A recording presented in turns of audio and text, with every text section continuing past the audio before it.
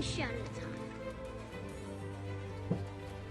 Welcome back to the Enjoy the Walk podcast, ladies and gentlemen. Excited for this interview. It's one that we've kind of been batting around the bush here for a little while, so happy to finally sit down with the man, the myth, the legend, with the new podcast out himself, which I'm sure we'll get into here, and everything that he's doing on his side of things. But Parker Bratton, happy to have you on, man. Most, I think, closely affiliated with the First Tee of Baltimore, which is in my neck of the woods, kind of smack dab in the middle of where I grew up and where I live now. So excited to have you on, man. Thanks for joining us. Yeah, absolutely. Thanks for having me out. I'd have to say, I think I'm more mythical than legendary, but I'll take both. I'll take both. We'll put him to the test. I like it. Well, that's awesome, man. Like I said, again, thanks for just taking the time. I think let's just jump right into kind of just everything about the First Tee of Baltimore. I think the cool thing about the First Tee is each First Tee chapter works a little different, is organized a little differently because each, kind of demographic of each location is a little different. And I'd love to hear your side of things on what got you into the First Tee and what you're doing with it now to help out the city of Baltimore. Yeah, absolutely. I think you nailed it on the head there. Like the First Tee of Baltimore it's not the First Tee of Philly or DC. Certainly not of, some of the other chapters that might have bigger and more robust programs, but the First Tee of Baltimore is awesome. So I guess the way that I got into it, funny enough, I interviewed for a program director job at the First Tee of DC. And I think that was in 2017. And they actually offered me the job. I met with their entire team, absolutely loved everything that they were doing and was completely aligned with the mission. And it just wasn't the right time. I wasn't, I was living in Baltimore at the time, and, DC was it would have been a little bit daunting. And frankly, I think I would have wanted to stay in Baltimore, but all that commuting and stuff just wasn't what I wanted at the time. So I turned that down. And, I think on very good terms. And a few years later, I was working at Under Armour. And working in HR, really pushing papers. It was a cool job. I was in talent acquisition, so I got to meet a lot of different people, but it wasn't really, it wasn't getting me going. So I actually got let go from the company, which was a huge blessing in disguise. And I was kind of just chilling, like I was fine with it. And I was like, you know what? It's springtime. It's nice out. I'm going to figure out exactly what I want to do next year and not just jump to anything. So I was playing a lot of golf at the time. And then one day I was just like, you know what, let me reach out to the First Tee, like right by Carroll Park, which is one of the 4 municipal courses in the city, and see if I can just help out and volunteer. And the next day I got a phone call from Bia Lakari, who I graduated high school with. And she was like, hey, I got your email about the First Tee. And I was like, oh, what? Like, you work for them? And she was like, yeah, like I do all of our fundraising, communication, like she does everything for us. We have a pretty small office, and yeah, she writes our grants, she does marketing. At the time she was HR, so I hit her back. We were talking. I was just like, all right, when can I come in for an interview? And basically the next week went in and then met with 2 of the board members over the course of about a month or so, and went to the program and met a bunch of the kids. And I think it just it was a perfect match. They weren't looking for anyone necessarily. They wanted to make sure the person that they found was right. And I ended up finding what I considered to be my dream job. So, and that's pretty neat. And it seems like you guys might have just been in the same position. You weren't looking specifically for anything in particular. And I think Dante and I can kind of, relate to that position of being laid off recently with these kind of COVID times, I guess you could call it. We were both in the same position, and kind of we're put in this in the fact of like, well, let's not rush into anything here. Let's wait to see if, the jobs we had call us back, but B, do some soul searching, I guess, and really figure out, what's the bigger picture like here, and what's the next step in life. And it's really neat to see that, you had the patience to kind of turn down that first job because you just knew it wasn't right for you. And as serendipity may have it, it came full circle and was kind of laid out at your footsteps, and right there for the taking. So that's really neat to hear that you kind of found a familiar face in the kind of path to that as well. What did that look like when you first stepped into the job at Baltimore? What did the program look kind of right when you took over? Yeah, so they were really in the heat of everything. It was last August, so that's in the middle of summer programming, which, as I said, we do. So Baltimore, it has 5 municipal courses that are technically in the city, and so there's one that's actually in Towson, which is just north of the city, and then the other 4 lie within the Baltimore City lines. And then there's the Baltimore County courses as well, but the first tee operates at those 5 courses. It's a partnership with what they call the Classic 5, which is Carroll Park, which is in southwest Baltimore. It's a 9-hole muni. There's Forest Park, which is northwest Baltimore. And then there's Mount Pleasant and Clifton Park, which are kind of on the west side. And then Pine Ridge is that 5th location that's up in Towson. And so we operate our programs Tuesday, Wednesday, Thursday, and Saturday at those locations. I would say for the most part, it's 2 days a week per location. And I'm not sure if you guys are familiar with like the first tee kind of hierarchy of how you go through the program, but you start as what you call a player. And that's kind of like 7 through 10. We also have Pee Wee classes, which are 4 through 7. And then you go to par, which is, as you start to get better at golf, but also understand the rules and obviously the 9 core values and the healthy habits. It's kind of accumulation of all that knowledge. And then you level up to par and then birdie and eagle. And so part of it, you kind of just move up with age, but you also, if you're in the program for 2 and 3 years at a time at different levels, like you're going to catch on to what people are putting down. And yeah, it's been great. So I'll be at a class every day for that. And then during the day, excuse me, it's kind of cool. I have a lot of freedom to do what I think is best for the program, being our program director. And like I said, we have a small team. It's our executive director and then myself and 2 other women that work with us full time. And then we have some part-time coaches that do some different things.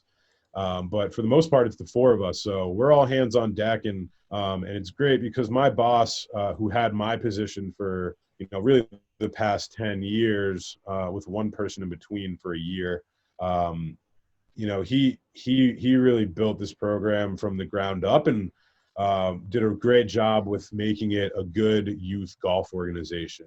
And I kind of came into this role from Under Armour, yes, but my background's always been in youth sports nonprofits. I was a lacrosse player growing up. I played in high school. Played at Stevenson. Won the D3 national championship in 2013. What's up? Oh, nice.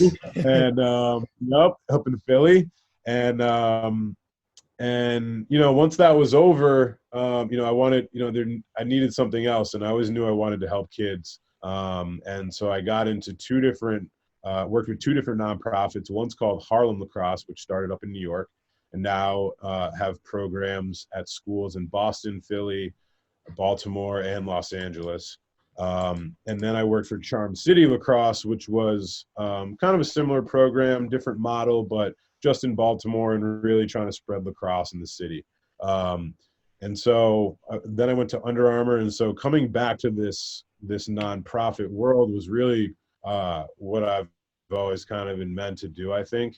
And having it be golf and kind of this new adventure, once you get through college lacrosse, unless you are one of the very few that are fortunate enough to play pro lacrosse, which is not a lot. It's like 80 guys or 100 guys or whatever. There's just not a lot of opportunities. You can play men's league, but it's hard to get that that competitive, like those competitive juices flowing in just lacrosse, and I coached for a little bit and I still coach now, but I started playing golf when I was 6 or 7 and stopped because of lacrosse. And then once the lacrosse ran its course, it was like, all right, I know that this game is something that means a lot to me. Like it's something that my grandfather taught me, my dad loves, like everyone in my family plays for the most part. And for me to be, I was born in Baltimore, from the area, and then give back to kids that were kind of just like me, some that grew up in the county and some that grew up in the city, and then being able to bring in golf into that equation of education and mentorship. It's really, like I can't reiterate enough. Like it's currently it's like my dream job. Like You sure, I would love to run my own thing and make more money and do other things, but right now, like it's exactly who I am. So it's perfect. you're basically preaching to the choir. I am doing and did the exact same thing. My dad gave me a club when I was about 9 years old, played here and there. Didn't really get hooked onto it until after college. And same thing, when I moved to New Jersey, picked up lacrosse in 8th grade, played in high school, played in college, graduated, did some men's leagues, did some box leagues, but it was all men's leagues. So it was just typical, your beer league. So, I mean, you probably felt the same way. It just wasn't the same, I mean, and it, it sucked. It was like fun to play, but at the same time, it just wasn't. I mean, you went to Stevenson; they were way better than my team. Where'd you go to school? I mean, you guys, what? Where'd you go to school? Marywood University up in Scranton, Pennsylvania. Okay, gotcha. So probably we're both some Pacer pride up here. Both Marywood grads. Let's go. All right. Yeah. So, oh, dude, I mean, 2013. That's when I graduated. So I legit like followed. I mean, we were in the same division as Cabrini, and they just destroyed us all the time. Yeah. So, I mean, they were nasty too, but I would all up until like 2013. And it wasn't until like maybe 2014. Yeah, about 2014 is where I kind of faded away. Kind of ended up busting my knee, hung up the gloves. It just wasn't the same. And then said, you know what? I'm picking up the golf clubs and I'm going to learn the score. I'm going to learn the game. Yeah. And then here I am, like 5-6 years later, just die hard, loving golf, and like that's my focus, like that's my vision, and that's where I want to go. So I mean, your story is my story, and that's just like awesome to hear. Yeah, no, for sure. It's really wild how that happens. It's funny because there's definitely, with golf especially, I feel like it's important in the long term to have that balance. And while I go back and I'm like, damn, I wish I just would have played golf like all throughout high school. How many times but then I think like, and I actually got this from a buddy who was very good. He was definitely the number one his senior year and probably the number two his junior year. My high school, we had some pretty good golfers around the 2 years and after, when I graduated in 2009 at McDonough. And my buddy was, he was like, yeah, I could have gone to like an okay D1 school, but I mean, you just think about the grind that you have to commit to. And then once you're done with that, like odds are you're not going to make the tour. So it's like, you're going to eventually hate playing golf a little bit. Like you're going to despise it. And I think even for some kids that get pushed too much in high school, they just completely get away from it in college. And then, but I just think it's always great to see people leave the game and then come back to it. And I think I'm so fortunate because a lot of my friends, I would say most of half of my friends that I play golf with they didn't start playing until they were in their 20s. Yeah. And then there's another half that were very similar to me. They played when they were growing up, went and played lacrosse or went and played baseball, and then got back to it. And then one of my friends is this guy who he didn't play at all in college. He didn't bring his clubs to college for 2 years, he said. And this is a guy that's like, it's like scratch pretty much. like, how'd you not play for 2 years? Like, even I like kicked it around a little bit in college, but now when we play together, it's like playing D3 lacrosse. Like, yeah, it's not the end of the world, but we're all trying to whoop each other's ass out there. Like, no one's half stepping out there. Like, we're talking shit. Like, we're trying to get, we're being respectful, obviously, but we're like in each other's heads. Like, we're trying to, we're out there trying to kill each other on the golf course, and it's beautiful. It's awesome because like there's nothing like playing, like even like sixes, right? And you're switching partners, and you like get matched up with someone. You just link eyes, and you're just like, let's like. I was just against you. Now I'm with you. Like, let's go. There's all of a sudden a brotherhood the minute you become a partner with anybody on the golf course. Complete stranger, best friend. It doesn't matter. It's crazy because it's so funny how your story and my story are so similar, because I think about it all the time. I'm like, man, where would I be in my golf career right now if I were to just stuck with it when I was 9 to now? But at the same time, well, you'd be nasty. I think back, I'd probably be nasty, or I'd probably be so burned out I wouldn't be playing. So I'm just like, it's like I'm fortunate and like appreciate where I am now and when I got into the game, because I wouldn't be where I am at currently with the game of golf. But the same thing, it's getting 9 guys on a team, so 18 guys to go play a pickup lacrosse game is way more difficult than it is to, I'm just going to go out and play 9 holes and compete against myself and against the course. Yep. So that kind of was another light bulb aspect. I said, whoa, if I want to take my competitive juices, I can legit go out and just play by myself. I don't have to worry about gathering up a group of guys. I could just go out. And and another thing is, like, when you sign up for tournaments, it's a whole nother ball game, is you meet so many other people. It's crazy. Yeah, definitely. That's kind of like the last part, I think, of this comeback here is tournament play. It's something that I haven't done yet. Actually, the only thing I've ever signed up for is the Barstool Classic this year, and it sold out before you could even get to it down here in Frederick at Whiskey Creek. So I'm praying for someone to drop out so I can get in there. What's your spot? Do you know your waitlist spot? No, I have no clue. I wouldn't even know how to look it up. Is there a way to look it up? I have no clue, and I was hoping you knew, because we since we played in it the first year, got lucky enough to be in, kind of like pre-registered for the upcoming events for this year. So that's we got ours July 20th up at Atlantic City Country Club. So we're pretty pumped about that. Oh, nice. Yeah. The cool awesome. thing too, I think what you mentioned about the Barstool Classic was that it's like handicapped. So, it isn't just like straight up golf. There's that little bit of like handicap play. So if you are like a 10 handicap, you can have that 4 or 5 strokes, and it kind of evens the playing field. It makes it even that more competitive than going out there and saying, well, we're just going to get swept by a bunch of scratches today. Oh yeah, definitely. And I think, you guys are totally right. Like, being able to just go out there either by yourself or even with 1 or 2 other buddies, and regardless of, I think the great thing about golf is that regardless of where you're playing, who you're playing with, there's this handicap system. And if you get it right, it can make playing against anyone exciting and competitive, whether you're giving them 2 strokes on a hole or 2 strokes on the entire match, right? Mm-hmm.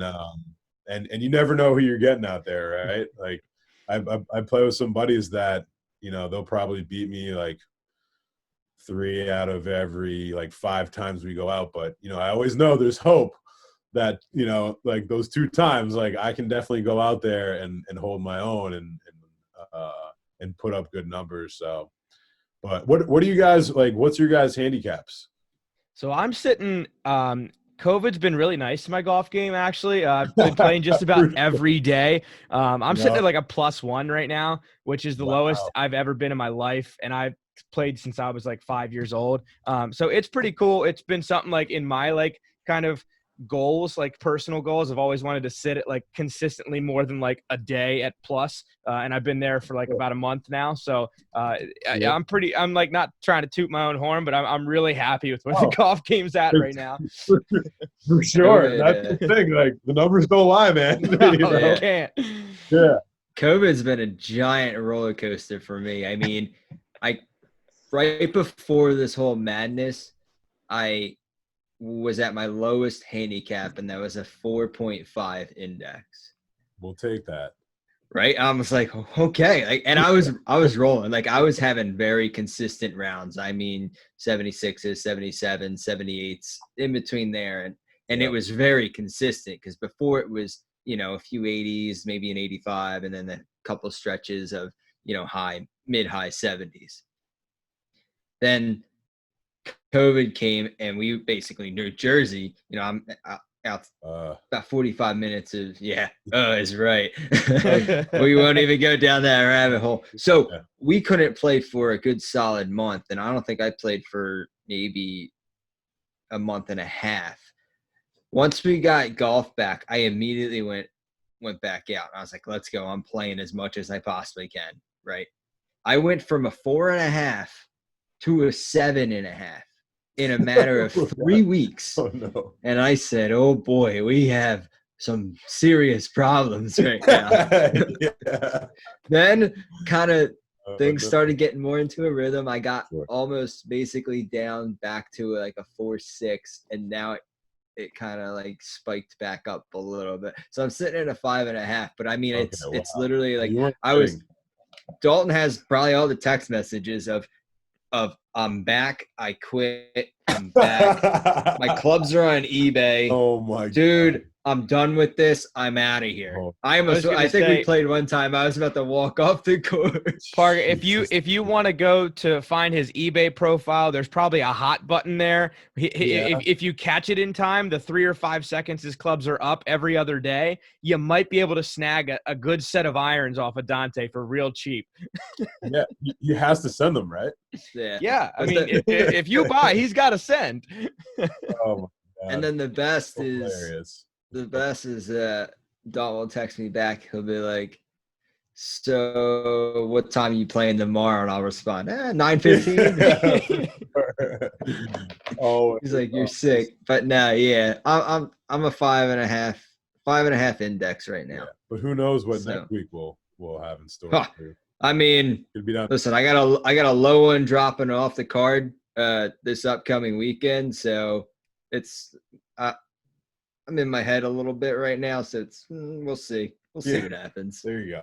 The beauty of the game. Just keep your eye on eBay. Yeah, no, for sure. I'm always scouring it just for anything. There's some scary good deals out there sometimes, and it blows my mind.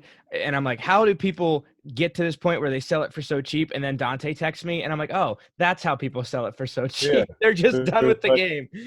There's like 4,000 people out there that had this exact same experience today, and they're through. They're over. Well, I also picked up 3 different hybrids on eBay. Oh boy. So as much as you sell, you buy. It's just that's a roller coaster within itself as well. So I mean, you're the guy that my dad trades hybrids with for sure. Probably. My dad has like 7 hybrids in the bag at all times. It's I'm also in my head because I can't find that gapping in between the 4-iron and driver, and it's just and ever since I learned how to build clubs, it's just been a constant tinker. So it's like the best thing that happened to me and the worst thing that happened to me at the same time. Oh no, it's awful. And you know what it comes from, right? What's that? Lacrosse. Absolutely. That's okay.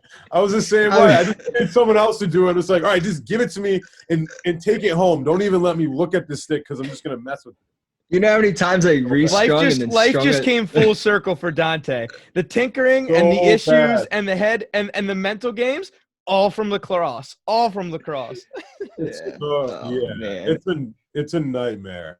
The best thing that happened to me in lacrosse was moving to defense because I stopped getting hit and I stopped really caring how my stick threw. I just needed to be consistent, and I wasn't worried about shooting. I wasn't worried about consistency. really. It was just like, let me throw the ball in a general direction, and as soon as it's out of my stick, my job is done here. I'm not crossing Is there a half field. subliminal message there with the game of golf? Can we approach the game of golf the way you made that move there to defense? You know, kind of less about score and less about detail, and maybe just the generalities, or is golf way too complicated to approach it like that? Option B. It's definitely way too complicated, but no, I feel like, I don't know. It's such a tough, because I do want to, you also want to respect the game and you want to appreciate everything. But at the end of the day, like, we all go to play golf to go low. Absolutely. We didn't go out there to shoot something high. No, if I'm out there on a day where I can tell my mind is just like not there and I'm just going through the motions, I'm mad at myself. Yeah. I'm like, all right, well, you're not giving it your full here.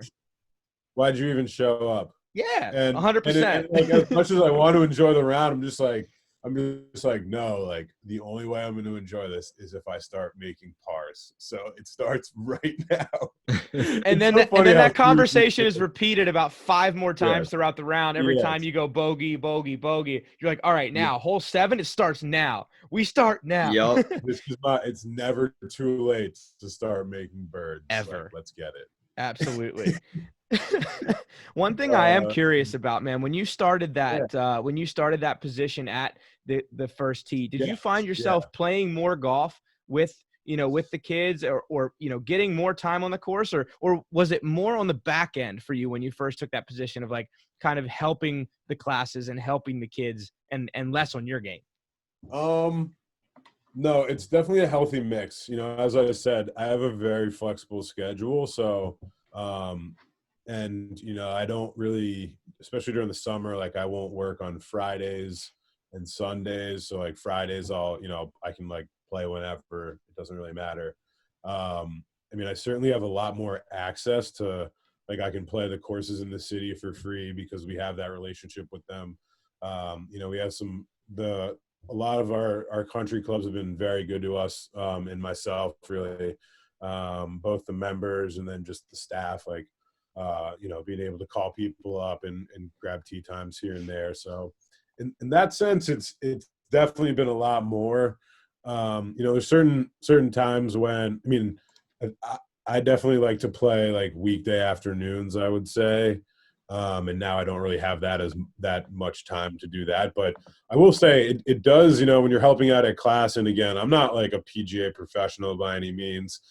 I can help people that aren't good at golf, but when it comes to critiquing people's swings, like, I can notice different things, but I wouldn't take advice from myself, to be honest with you. I just, like, I know how good I am, and I'm better at playing the game than I am teaching the game. It's nice to go out there and then set up little drills that you would do on your own, and then, like, I would get myself involved with the drill. Like, I'll do it first, so, like, show the kids, set it up, explain it, show it to them, let them go through, and then, like, I'll get involved and kind of be like, hey, who thinks I can get it closer than 3 feet? And it's like some people are like, I do, and, like, some people are like, you ain't getting close. And I'm like, all right, like, I'm about to show you. Those are the kids that have been to a couple classes. They've seen a thing or two. Yeah, exactly. But it's cool though, because it's like, even though it's a kid, like, it's the same pressure as if, like, it's my boy. Like, it's the same, like, I bet you I can get it within 3 feet. It doesn't matter who you say that to, whether it's a child or your friend. Like, in fact, the child's going to, like, give you more crap about it than maybe your boy might. So, so that part's really fun, and it allows you to, like, get competitive with them. And, I think, well, a lot of our coaches are, very, not that I'm not positive, but a lot of our coaches are just like, you're doing great. Like, I'm like, all right, like, let's knock up the competition a little bit here. And I think that's what it's all about, especially when you're younger and first starting to get into the game, whether you're good or not. Having someone to bounce your skills off of is how you get better. And I think, it's something that, Dante, I'm sure you saw with lacrosse. Like, it's one of those things. You always see these, like, pairs of kids that go to, like, different colleges, and they're both amazing. It's like they came from, like, New Hampshire, and it's like, how are these two kids so good at lacrosse? And it's like, well, the two of them went against each other every day in high school or whatever, like in practice, and they come from the same high school and they go to different colleges. Like you see that all the time. And Like it was sports like that where it's attack and defense. You yep. can get that, and I think it's very equivalent to, you know, two guys playing golf together. They might have completely different games, but they're both there with like the mental fortitude to like play a competitive match for 18 holes. And I think that's something that you can And always that's like one of the greatest parts about golf is, like you're saying, any age can compete on the same level.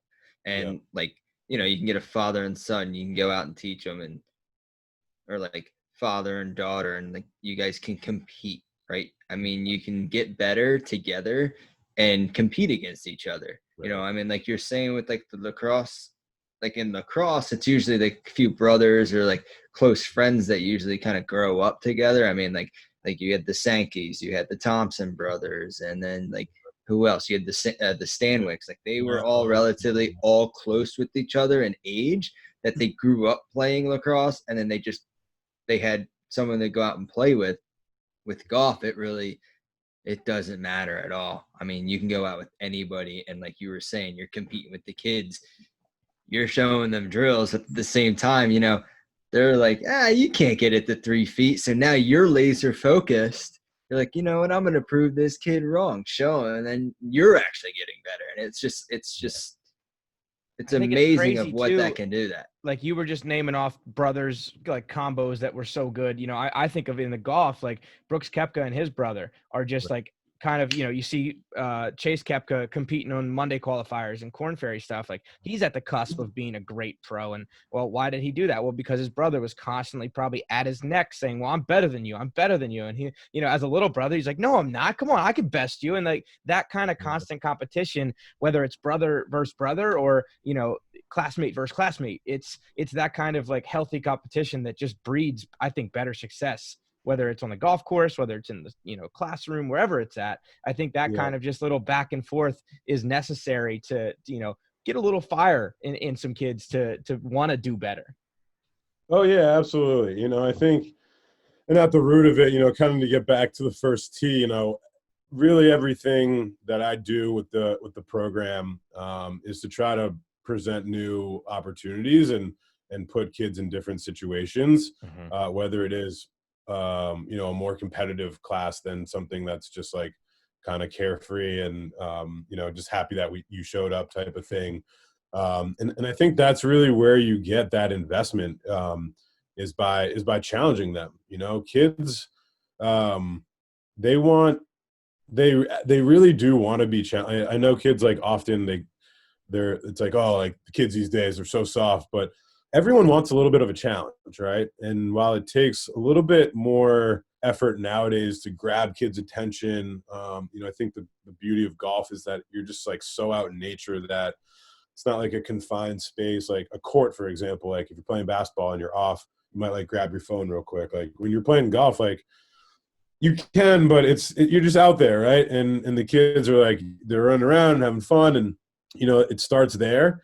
And then I think, you know, once you get them understanding the game and you get them, you know, having that fire and that competition, then they'll really do anything. You know, they'll really get invested in all the other stuff. And I think right now where the first tee of Greater Baltimore is at is stepping up from something where we try to get as many kids to come to a few classes and really try to make a deep impact on certainly as many kids as we can, but a more select few, and do that in ways that you know, they just wouldn't have had those opportunities if, you know, it was just up to their parents and up to, you know, their families to take care of them. And we really want to be that extra, you know, parent or uncle, you know, whatever that figure is, older brother, however they see us,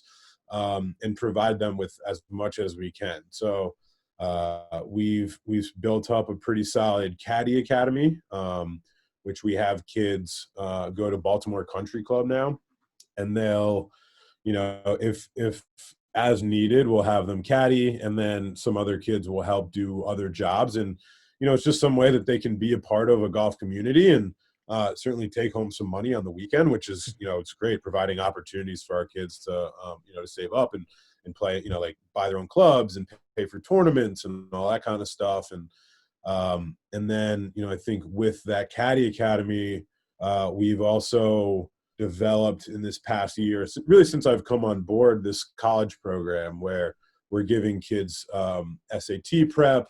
When the time comes, we'll kind of help, whether they're in a position to play in college, help them with the recruiting aspect of it, but more importantly, helping them make a good decision, and the family make a good decision. And I think, those two programs are something that I'm really excited about kind of creating. And I think while those are our focus, it's a lot of that little work in between where we really make that big difference. So, it's been great this year, especially. I've gotten closer with some of our older kids. So I'll go out and play, 18 with them, maybe like twice a week, like with one kid or the other. And that's, that's just where my job, I think, it's like the best thing.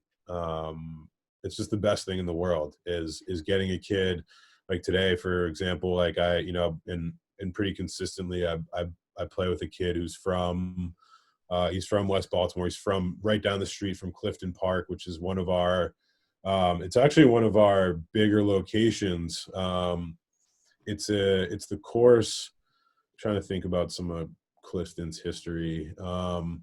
So like there's this Clifton Mansion, which was kind of like it's in the middle of this big park, and they turned part of it into this golf course. And it's actually, it's a muni, and it kind of is what it is, but it's fun. And I think anyone can go out there and have a good time. And, but it's also like the kind of place where it's not uncommon for like kids to like hop in your cart and kind of just start like driving it around, and you see people like running across, and a lot of the time like it's pretty harmless stuff, but it has that reputation, right?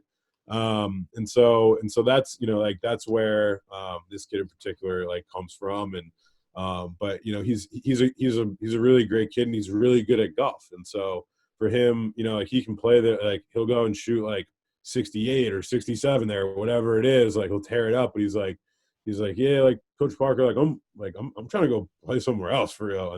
And so I've been taking him up to one of the local country clubs, Eagles Nest, actually, formerly Towson Country Club. And one of their members that works at 5 Iron Baltimore has become somewhat of a mentor to me, has really opened up Eagles Nest, and they've really been really good with her, and like having our kids there, just taking care of them. And we go up there on Mondays, and it's actually we kind of started out like with mostly girls, and providing, because we like to do that as well, with like providing girls like their own opportunity to just like go and have fun and stuff. But it's cool because I'll be able to go and like bring him up there, and it's just something different, right? And I think it's really important that while we do our programming like in the city and whatnot, we're not just showing up on Saturday saying, like, hey guys, like happy you're here to play golf, and then like leaving on Sunday, or leaving Saturday afternoon, and then they don't see us another week. Like that's something that they'll look forward to every week, but what's the real impact beyond that one day? And like those kids that live in those types of areas, like we need to do more, and not just those areas, but in the county too, and really all over Baltimore, because we are greater Baltimore, so we definitely cater to all kids. But when it comes to me personally, I think definitely being mixed, and being from Baltimore City, and thinking about the kids that were born here that didn't have the opportunities that I had, being able to expose them to that, because while I don't want to just bring them out to a country club and then bring them back home too, like I want them to understand that there's a lot more than just what you're seeing on your social media and what you see in your neighborhood and what you see on TV. And by making these connections, whether it's just going out and playing a course on a Monday with me, or caddying at BCC and having like one of their members like take you under their wing type of thing, and really look out for you. You know, that's really what it's all about. And that's why I got into it. And it's been dope because, you know, my team really gives me every opportunity. And while I come to them with some crazy ideas sometimes, like it's all well intentioned. And I think, you know, sometimes I might get a little far ahead of myself, but in the end, you know, I think when you're doing what's true to you and what you think is best for the people that you're serving, especially like a people serving organization, you just can't go wrong. Yeah. And, you know, a lot of nonprofits, like you just whatever you're doing is good. And you just gotta figure out exactly what that is. And it's not all, you know, it's not always perfect, you know, and, but it's cool, man. Like it's dope. I love the first tee. It's been great. I think something you just said there, which was really neat, and there was so much in there, and I want to get to a couple of things there, which were so cool what you said. But the one thing that just stuck out to me was, you know, you said you think maybe too far ahead, or you get way ahead of yourself. But I think, you know, to make a difference and to really make change for the better, you have to think maybe, you know, outside the shoes of what you're currently feeling, and maybe think, you know, maybe a year ahead, or not even a year ahead, but you got to think maybe, you know, in not in the terms of hundreds, but thousands, or, you know, you got to think too big, almost, is what some people would call it, to really make the change. And I think you guys are doing that. You know, I think one of the first times I stumbled upon you, I saw your stories, and you were running some like after school programs and doing some awesome like indoor drills. And I see you guys are in close to like 40 schools in the greater Baltimore area or affiliated with. And I think that alone is just, it's so cool. And I'm sure you guys are looking to even grow upon that. But talk us through a little bit of that too, like just not even on the course, but in the classroom and like those after school programs. What are you guys seeing as far as like interaction and how the kids are, it looked like from my perspective, just seriously thrilled with having that opportunity? Yeah, for sure. And I think probably what you're referring to is the work I've been doing with another nonprofit, actually. Okay. And they're called Mentoring Mentors. And that was started by, I call him a buddy now, but I didn't know him at the time, but we went to Stevenson together.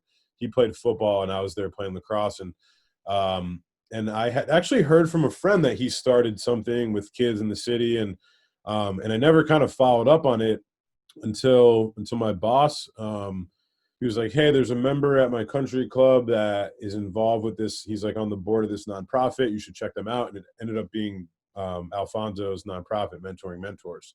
And so this is a group. They have, they're usually separated, but it's like a group of boys that I was working with. They also have a group of girls as well, but it's just a group of boys, probably about 10 or 12 of them. I'd say anywhere from like 4th or 5th grade to I think 8th grade. And he started this nonprofit at a middle school. And it's really like an after school program, but he's turned it into like a wraparound kind of service program where he takes the kids on, trips to museums like DC and really tries to expose them to anything that he thinks will be positive for them and different and get them out of their comfort zone. And so when I reached out and was like, hey, I can come by, we have snag equipment, which is how we operate usually our Pee-wee program and then these national school programs, they call it. And it's with plastic clubs and tennis balls and Velcro targets. So you can really, if you have like a closed space, like what you saw, we were in a cafeteria. Usually you do it in like a gym setting and you really can't, unless like there's exposed lights, like you can't really break anything with that stuff. So it's a great way for the kids to get the feel of playing golf and like hitting, it makes it, there's like these little plastic tees. So it like makes it a little bit easier to hit as opposed to a real ball. And I would just go to this school and set up these little drills in between these like lunch tables, which was kind of cool because it gave them a nice little visual of like what they're trying to accomplish without it being on this big grass, field that they're just have no clue what's going on. Right. And so, and they would love it. And again, like all boys, middle schoolers. So I was just like, who can get closest? Like, who can do this better than the other guy? And they're and you know, they're just getting in these competitions, and you know, like I'm obviously trying to demonstrate and like look cool and like be good at it. So like whenever I would do something good, like I'm just showing off to them and stuff. And it's like it's funny because first time I showed up, and I think a few times after that, I would always be a little nervous, like going in there, like, what are these kids gonna like think of me? Like, I don't know. You just never know with kids. And every time, like halfway through, I'm just like, no clue what time it is. Like, I have no plan. I'm just kind of like flying by the seat of my pants, and these kids are just having an absolute ball. And they're like, how do I like ask me questions? Like, am I doing this right? Like, how does this look? Like all this different stuff. And it's great, you know. And I think that is where, you know, that's like those moments where you like really hook the kids in, whether they're actually playing real golf or just playing some kind of modified version of it. And being able to work with someone like Alfonso, where it's, you know, he's, you know, as much as it's great for us to do our programming, I think the first tee of Greater Baltimore is only as strong as its partnerships. And that's a partnership where usually if I was trying to make a serious impact on 8 kids like or 10 kids like he is, I would have to gather them from all the kids in our programs from a bunch of different locations. And he has them all right there. And they all know him and they all trust him. And he provides them transportation and is willing to reach out to people like me. And you know, without, you know, second guessing anything, he got 4 boys and 4 girls to sign up for our Caddy Academy. And that's the kind of stuff where, while it's so grassroots and it's so like, I'm just showing up to a gym with plastic clubs, or not even a gym, a lunchroom with plastic clubs, and like setting up all these little competitions for these kids, like it's hooking them in to golf, which they've never played, they haven't played a hole of golf in their life. But they're having the opportunity to caddy, which in and of itself is great. But then when you think about things like the Evans Scholarship, are you guys familiar with Not at all. I've kind of seen it posted a little bit throughout the Baltimore affiliations, but you know, dive into that for our listeners and us too to kind of know more about. Yeah, for sure. It's a really unbelievable organization, started by Chick Evans, who was a really good golfer, and I think back in the day, and a big advocate of caddying and what it can do for a kid in terms of teaching them, you know, dedication and hard work and grit, and you know, humping 2 bags around up hills in the heat for, you know, people that might not be that appreciative of it, and putting on a smile, and really just learning what it's like to be a human being and an adult in like the real world. And he left, I think, a lot of his money and created this this Chick Evans Scholarship Foundation that has since been, you know, just flooded with cash. And they, you know, if you have caddied like 100 rounds, you have a certain GPA, you do extracurriculars, your parents have, you know, a certain financial need, they will give you like on the spot 4-year room and board, tuition, everything taken care of scholarship. And they have these Chick Evans houses, and it's most of the Big Ten schools. So it's like Northwestern, Purdue, I think Marquette has one, Penn State, and then there's some like Pac-12s. I think Oregon has one as well. And the kids stay in these houses. It's almost like a frat house basically, but they're all different Chick Evans Scholarship Foundation Award winners. They can be from anywhere in the country. And so I actually had the really cool opportunity of attending one of the ceremonies where it was 6 kids, and they all presented themselves in front of this board of people that I think either went through the program or just are associated with the Chick Evans Foundation in some kind of way. And I did this at Philly at Larnach Golf Club, which which is, right there by like Marion. And it's nice. Like it's a really nice spot. So like, they bring these kids out there, they have this great reception for them. They tell you some tear jerking like life stories. And then everyone basically, everyone that presented was just so on point. And everyone was basically unanimously like voted into, like everyone that's sitting there gets to vote yay or nay to get these people in. And it's like, how can you not give this kid a 4-year scholarship? Like, unbelievable kid. Like, some of them were like lacrosse players, so like it's not like they're going to Penn State to play golf, but they're having the chance to go to these unbelievable schools for 4 years, and it's like all taken care of. So this is something that's really big. It started with the Western Golf Association, so that's kind of the so there's like the Western Open, which is now the BMW, right? Mm-hmm. And that has always been in Chicago for the longest time. And that's kind of where the whole Chick Evans thing started. There's actually like a summer camp, a program that they do where they fly kids into Chicago and they stay at a dorm and then caddy like 6 days a week for 6 weeks, I think. And basically if you do that for 4 summers, like you'll get the Chick Evans Scholarship Foundation Award. And so that BMW, that's coming to Caves next year, Caves Valley, which we're very excited about. Caves Valley is, really the premier golf course in Maryland, in Baltimore, I would say, along with BCC East. And we've had, some senior open stuff. I think there's been like a Walker Cup maybe, or one of those amateurs. Mm-hmm. There's been, I think, maybe an LPGA event there. So we finally got the BMW, which is huge.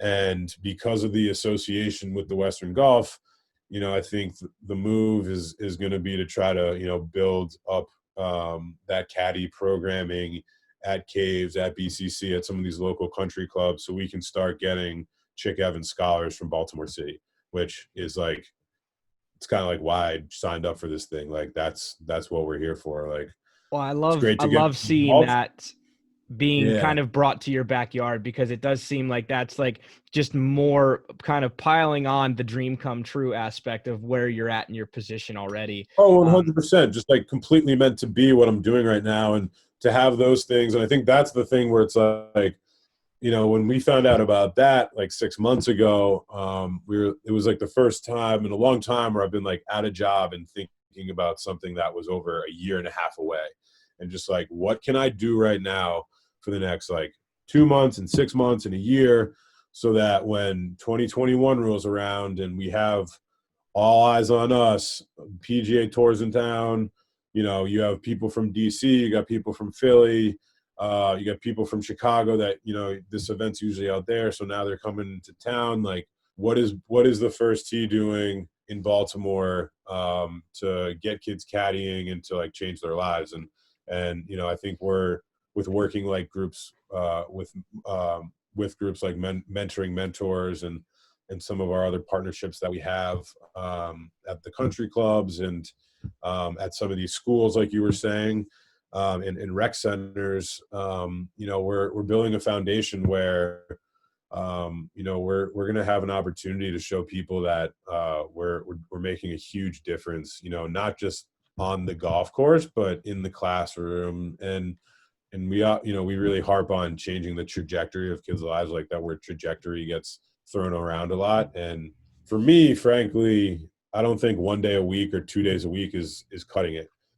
Changing the trajectory, like, you really have to, like, you think of trajectory and it's like, all right, it's that, like, it can't just be like skimming the bottom. Mm-hmm. And so I think with what we're doing, every little thing that we do, whether it's having a kid go caddy, we have these Metro Tour events. So getting back to the competitive thing, we have these weekly competitions with the first tee of DC, Howard County, Prince George's County, where our kids go and play like usually 9 holes. Some of them are 18-hole matches, and they get the feel of playing competitive. And we have some kids that play in more competitive events, so it's more of like a warm up for them. They go out and play 9 holes, take it serious, and then they'll go out a few days later and play in like a 2-day event or whatever it is. And then we have some kids that they have never played 9 holes before, and like this is them really testing themselves for like the first time, and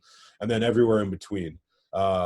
So that's one of the other things that we kind of do on a week-to-week basis. And I think once you start exposing them to coming to their local course and practicing something that they can do on their own, frankly, right? Like, you don't need us to come do that. Like, we just do that so that you get in the habit of it. And we also have at Forest Park in Northwest Baltimore, and then at Clifton Park in Southeast Baltimore, we have our own practice facilities. So while there's Clifton Park and Forest Park, which are a part of the Baltimore Golf Management Group, we lease our own land adjacent to those courses that we have our own practice facilities. So at Clifton Park, we have I would say it's about a 70-yard, 60-yard range. It's like kind of like it's not 3-tiered, but there's kind of like 3 sections to this big green, 2 bunkers, kind of 3 hitting areas that you can they're flat and you can hit down from, and we have some bays there. And then at Forest Park, we fundraised with Caves Valley $1 million to turn an old softball field into a range that's probably about 160 yards long and has 4 pretty nice target greens that are, I would say, 50 yards, 75, maybe like 115 and like 125 or 130 or so. And so our kids can go there anytime that they want to. They can hit balls for free. They can go into the pro shop. They give them balls for free. There's a program that's nationwide called Youth on Course, and kids can sign up for that anywhere. It's free, and they, at certain times of day at certain courses, in some pretty decent courses, they can go and play for $5 at twilight. That's incredible. So, wow. So, while we certainly are kind of the fuel to the fire behind them getting out and taking advantage of all those opportunities, I think that next step, and I've kind of been telling myself, like, what, my boss, who worked in my position for 10 years, like, built this thing, which was like the first year grader Baltimore 1.0. It's like, how can I come in now and over these next like 2 and 3 years, like, set up programs that we have never had before, where we're taking it to that next level and really changing the trajectory with both their golf game. But if they're not into playing golf, like, can we get them caddying? Can we get them a job at one of the local courses, whether it's in like food and beverage, or on the golf side of things, or if a kid's really into the landscaping part of it, like getting them a greenskeeping job, and then I think from there it's helping them with the education. We have kids that are honor roll students at county schools, and we have kids that are in high school that read at like a 5th grade level. So in terms of the span of what these kids need, it's such a wide range, but I think we have every opportunity with our partnerships to meet a lot of those needs. So we work with a really good SAT and tutoring group called Streamline Tutors. They have a lot of tutors from Hopkins, which I think is kind of like their feeder program with that, and they guarantee a certain point increase on the SAT, and so we it's, for me, it's more than just the golf piece, but finding those other pieces where we can really change our kids' lives, and hopefully their families' lives too. Well, I think you put it perfectly. When I think it's a couple sentences or a couple words that I've realized just over and over again, but whether we've said it or you've said it over the last hour, has been mentor, has been, changing the trajectory. And like you just said, not only changing the kids' lives, but changing families' lives too. You take these kids that, might not have had the opportunity to have, a shot at a really high end job that, pays far more than they maybe even ever thought possible to go to college and to, even obtain one of those scholarships and not have to pay for college. It's something I feel like a lot of kids, especially inner city Baltimore, might not have ever thought possible. And I think, this leads into something that, we've talked on Instagram a few times, and I think you've been very openly and advocated for in the past, is how can we change not only these kids' lives, but start changing the narrative, I think, of society in general, of, inner city Baltimore, and make just, I think, everything more attainable for everyone. Make it all inclusive, because I think that's kind of been put on the spotlight lately, is how can we make, everything all inclusive and not so, white and black per se, as I think, it needs to be said, is, how can we start kind of blending that to make it all inclusive? Yeah, no, for sure. I think the cool thing about the first tee is when you see our kids, it's every race. It's a lot of different socioeconomic backgrounds and parental structures, and just like, some kids live with their grandparents. Some kids have two parents, some kids have one, and just because you have one parent doesn't mean that parent isn't doing like a damn good job, right? Exactly. And so, we have a lot of different. Our program looks very diverse, and it's something that I think we're very proud of, and I think that's the point of it all, right? I think while as someone who, I certainly, if it came down to it for me, like if I can change, I definitely see in Baltimore, we have a really great opportunity, especially with where our courses are located, to really impact a lot of like Black kids' lives. And I think that's something that I get, like, it's not that I don't enjoy helping out other kids. It's like, that's kind of, especially in this climate today, it's like those kids, whether they're Black boys or Black girls, like that population is often, they're really set up in Baltimore to not have success, I think, a lot. And while I don't want to just help them, I want to help everyone. And I think that we are doing that. But, I think when it comes down to it, like we all know that changing the trajectory it's not helping someone that already has like that foundation. Mm-hmm. It's helping someone that like doesn't have a foundation at all.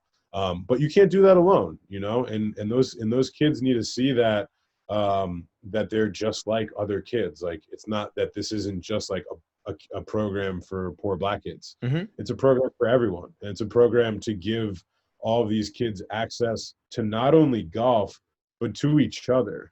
Because at the end of the day, like, yeah, they'll remember me, and they'll remember, all these people that they've always played golf with. But, when it comes down to it, like they're, and I hope it is that they all have each other, and that they, hit each other up when they're 40 years old. They like go play golf, and whether they live in different cities or not, like it's something that is really showing what, whether it's my prerogative to get more Black kids into golf, it's showing that we can hit on every single group here, and I think that that's like the important thing.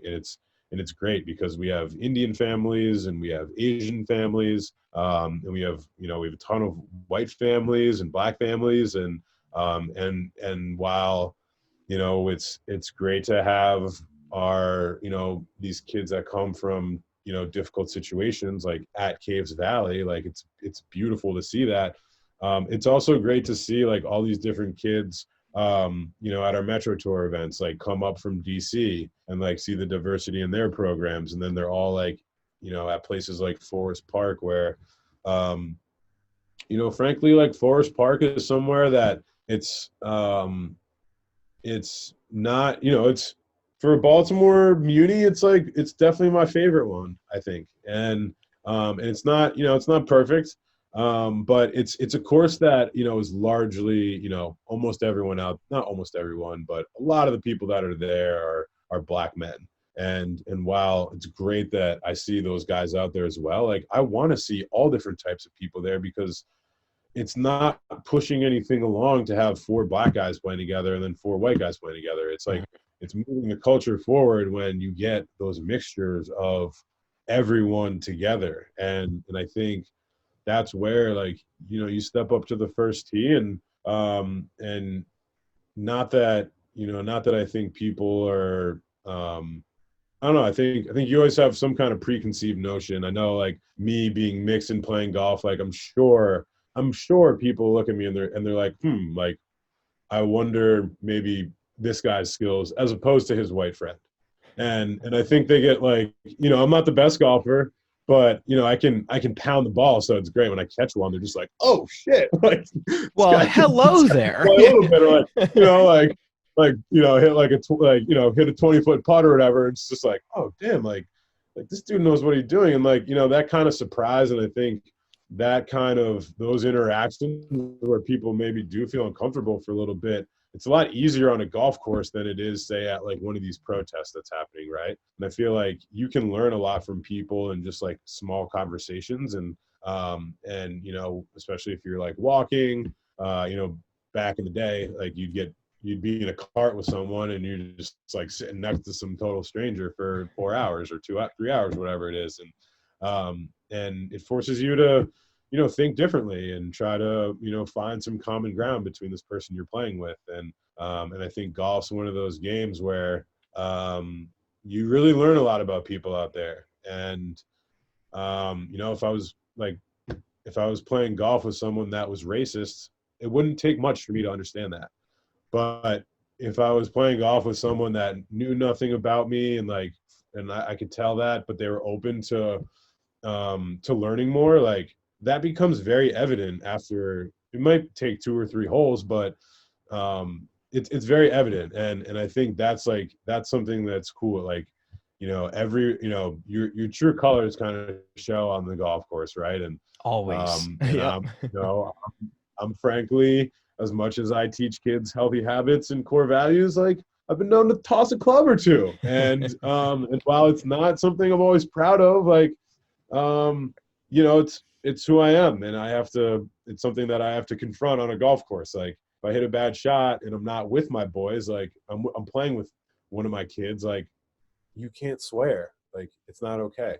And you can't, you know, you can't throw clubs. And you know, I think we often, you know, like you said, we want to make things black and white, and certainly, like, you know, you kind of, depending on who you're with, you kind of act in different ways. But, you know, I think whether it's our kids or it's myself, like golf is that place where we can all like stare ourselves in the mirror, and it's like, do I have what it takes to make an up and down from under this tree, over this bunker, onto the screen, and make a good putt to do what I want to do? And it's like, and I think that lesson can be learned in a lot of different places in life. And it's like, you know, I think when it comes to just, you know, our kids, like looking out for each other, right? And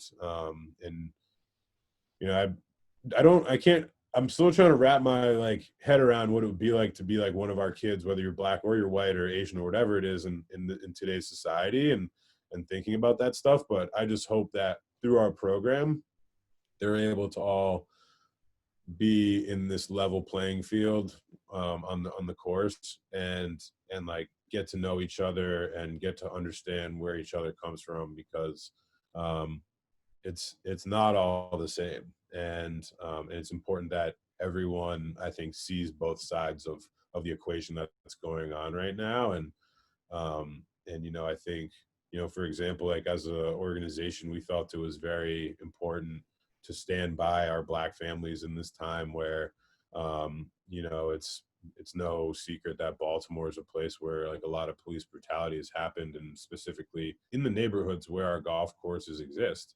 And while, you know, I think we're not a political organization, we're like a human organization. And while this thing is, you know, very black and white in some senses, it's like a all humans thing right now, where we all need to get behind this one movement to make things better. for everyone. So, you know, we put out a statement, and you know, I'm sure different people felt different ways about it, but you know, it was important for us to hold, I think, the police community to the level that we would hold our kids to. And actually something that's in the works that I'm working on right now, which I'm really proud of actually, and I take no credit for it whatsoever, is that I had a member at a country club, a very exclusive country club in Baltimore, that reached out and specifically asked. What's going on, guys? Dalton here from Enjoy the Walk. Hope you guys are enjoying part one of the Parker Bratton interview.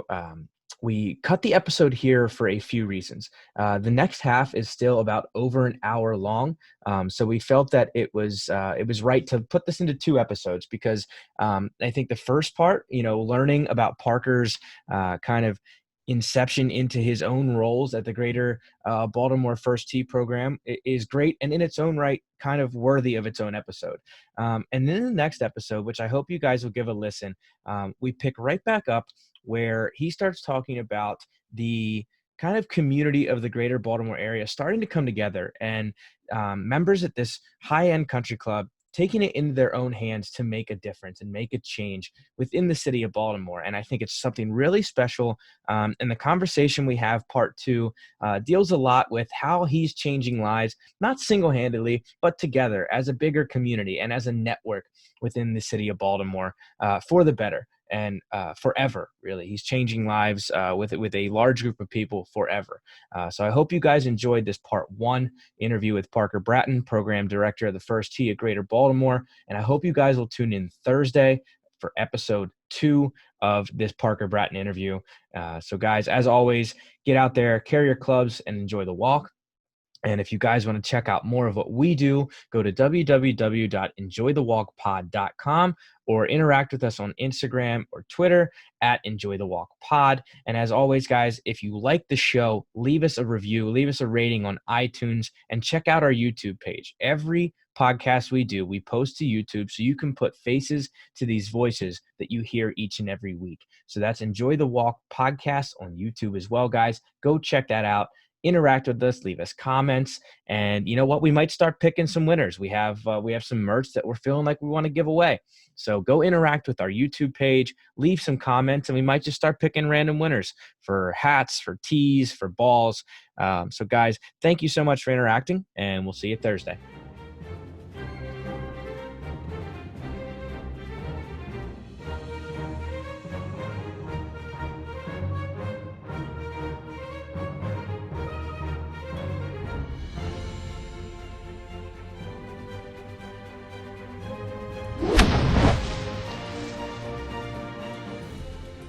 That's the stuff.